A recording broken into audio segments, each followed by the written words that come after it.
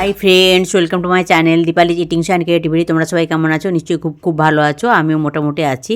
তো দেখো আরেকটা রেসিপি নিয়ে চলে এলাম রান্নাঘরে তোমাদের সঙ্গে শেয়ার করব বলে। তো দেখো আমি একটা গ্রাইন্ডারে প্রথমে বেশ কিছুটা আদা কুচি করে নিয়েছি। তারপর দেখো বেশ কয়েকটা রসুন আমি ছাড়িয়ে নিলাম। তো আমি একটা মশলা তৈরি করব, সেটাই তোমাদের দেখাচ্ছি। মশলা শুধু নয়, মানে একটা জিনিস তৈরি করছি, দেখো তোমাদের দেখাচ্ছি। তো রসুনটাও নিয়ে নিলাম, আর কি নিয়ে নিচ্ছি পরপর দেখতে থাকো, দিলে বুঝতে পারবে। আর এই সময় বলে রাখি, পুরনো বন্ধুদের অসংখ্য ধন্যবাদ, তোমরা আমার সঙ্গে আছো, এইভাবে আমার সঙ্গে সারা জীবন থেকো। আমিও সারা জীবন তোমাদের সঙ্গে আছি। তো দেখো এখানে আমি কিছুটা গোটা জিরে নিয়ে নিলাম, আর নিয়ে নিয়েছি কিছুটা ধনে। তো ধনে, গোটা জিরে, আদা, রসুন নিলাম, আর এই দেখো কাঁচা লঙ্কাও নিয়েছি, আর নিয়ে নিলাম কিছুটা ধনে পাতা। তো এটাকে আমি একটা পেস্ট বানাবো। তবে তার আগে নিয়ে নিলাম একটা টমেটো কুচি, কিছুটা পেঁয়াজ কুচি, আর নিয়ে নিয়েছিলাম মসুরের ডাল ভেজানো। তো দেখো আমি মসুর ডালের সঙ্গে এই মশলাগুলো সব বেটে নিয়েছি, দিয়ে একটা পেস্ট বানিয়ে নিয়েছি। তো হ্যাঁ, ঠিকই ধরেছ, একটা মশলাদার মসুর ডালের বড়া আমি এখানে বানাবো। তো তারপরেও দেখো বেশ কিছু একটা বড় পেঁয়াজ কুচি করে নিয়েছিলাম, সেটা নিয়ে নিলাম। আর কি নিচ্ছি দেখতে থাকো, দিলে বুঝতে পারবে, তোমরা সঙ্গে থাকো। দেখো পেঁয়াজ কুচিটা নিয়ে নিলাম প্রথমে, তারপরে নিলাম কিছুটা কাঁচা লঙ্কা কুচি, নিয়ে নিলাম। তারপরে দেখো কিছুটা ধনে পাতা কুচি নিয়ে নিলাম, বেশ কিছুটা ধনে পাতা কুচিও আমি নিয়ে নিলাম এখানে।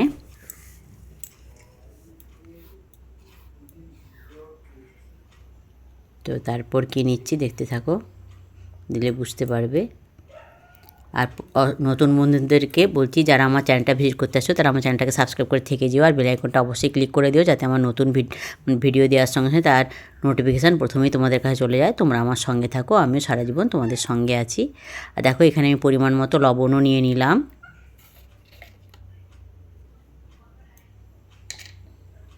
তারপর নিয়ে নিচ্ছি কিছুটা পরিমাণ মতো হলুদ, নিয়ে নিলাম। এবার নিয়ে নেব কালো জিরে। তো বেশ কিছুটা কালো জিরে আমি এখানে অ্যাড করব।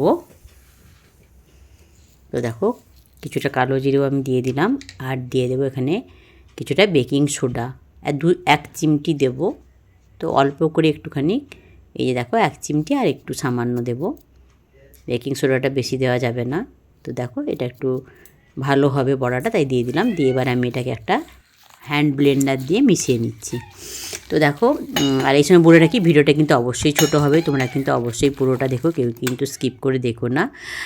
তো দেখো এখানে আমি কিছুটা সাদা তেলও আমি মিশিয়ে দিলাম। এতে কী হবে, বড়াগুলো আরও খেতে সুস্বাদু হবে। তোমরা কিন্তু যদি করো এইভাবেই কিন্তু মিশিয়ে করো। আর এই রেসিপিটা অবশ্যই তোমাদের বন্ধুবান্ধব আত্মীয় স্বজনদের সঙ্গে শেয়ার করো, তারাও যেন এইভাবে করে খেতে পারে। আর তোমরা অবশ্যই একবার করে খেয়ে দেখো, তারপরে বুঝতে পারবে যে এর টেস্টটা কতটা সুন্দর হয়। আর অবশ্যই একটা মিষ্টি কমেন্ট করো, কমেন্ট পড়তেও ভালো লাগে, কমেন্ট ধরে ধরে তোমাদের কাছে যেতেও আমার ভালো লাগে। আর লাইক কিন্তু অবশ্যই একটা দিয়ে দেখাটা শুরু করো। যারা এতক্ষণ দেখেছো তার লাইক দাওনি, তারা একটা লাইক দিয়ে দিও। তো দেখো এবার আমি কড়াইতে বেশ কিছুটা সাদা তেল নিয়ে নিয়েছি, এবং সাদা তেলটাকে একটু গরম করে নিয়েছি। দিয়ে এবারে এগুলোকে বড়ার আকারে ভেজে তুলবো।